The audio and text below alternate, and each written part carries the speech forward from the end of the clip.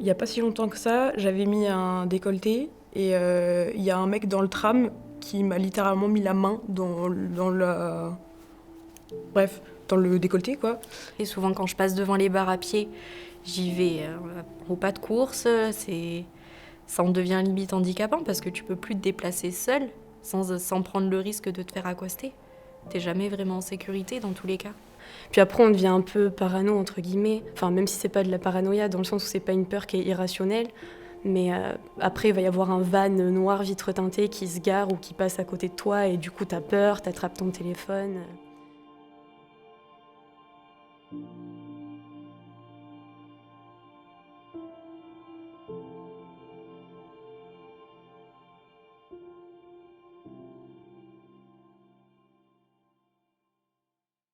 Tous les jours. Pas tous les jours. Si, tous les jours, il y a des mecs qui viennent nous voir. C'est bon un moment. J'ai pas besoin d'un mari, c'est bon, je suis bien toute seule. Me prends pas par l'épaule, s'il te plaît. Non, je m'inquiète pas, hein, t'inquiète pas. Tu connais pas, moi, je connais pas. Non, mais oui, exactement, c'est ça. On se connaît pas, du coup. Tranquille, je suis vraiment gentil.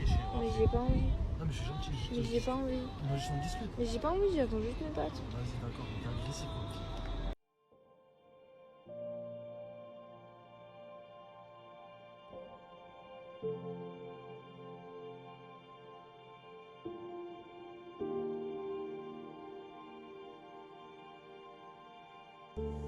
On comprend qu'on peut se revoir. Non, j'ai pas envie de nous revoir, merci. Je dois partir, merci. Mais ça m'a fait plaisir de discuter un petit peu avec toi quand même. Si on se revoit un autre jour, peut-être qu'on va discuter un peu plus. Oui, un autre jour, oui, merci. Merci, au revoir. Tu te sens mal, t'as peur. En plus, moi, je suis quelqu'un de très sensible, donc c'est vrai que les larmes me montent vite. Et ouais, en fait, tu te sens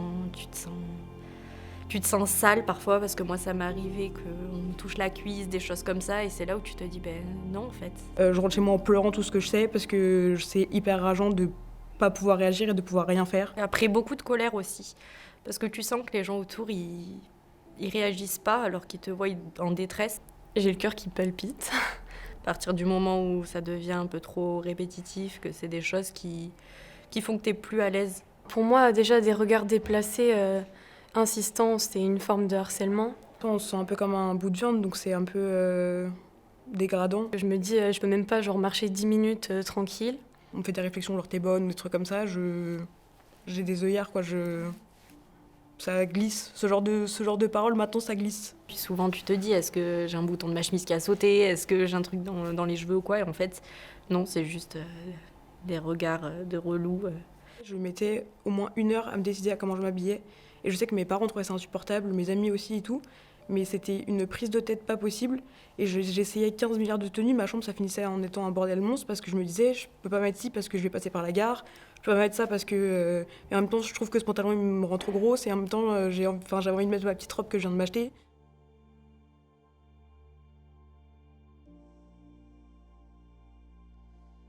On a les jeunes et les moins jeunes qui restent corrects. On a ceux qui dépassent cette limite du respect. Et là, effectivement, il y a une peur qui grandit avec souvent le signe qu'on nous décrit une espèce de tachycardie, une alerte du corps qui fait dire que là, la limite est franchie et qu'il faut courir ou qu'il faut fuir ou qu'il faut se protéger.